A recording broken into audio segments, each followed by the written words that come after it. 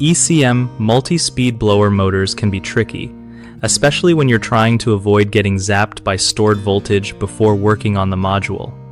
So, first off, always shut off the power at the breaker or fuse box before you touch anything. Don't just rely on the thermostat or switch being off, because the motor might still have power stored up in its capacitors. After you cut the power, wait at least 5 minutes. That's usually enough time for any leftover voltage to fade away safely.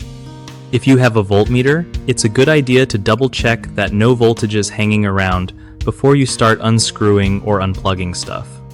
When you remove the blower motor module, be gentle and avoid touching any terminals directly with your bare hands. Wearing insulated gloves is a smart move too, just to be extra safe. If you're not sure about something, don't rush, double check your steps, or get a professional to help out. Remember, taking your time here keeps things safe and smooth. One of the biggest mistakes people make with ECM multi-speed blower motor troubleshooting is not shutting off power completely, which can lead to unexpected electric shocks. Always cut power at the source and test with a meter. Another common issue is rushing to remove the module without waiting for the stored voltage to drain. That waiting period is key to avoiding shocks and damaging the motor. Lastly, folks often forget to use insulated tools or gloves, which ups the risk of accidental shocks.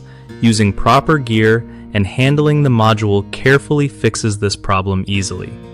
BigHomeProjects.com is awesome for hooking you up with trusted local contractors who know their stuff and keep safety top priority.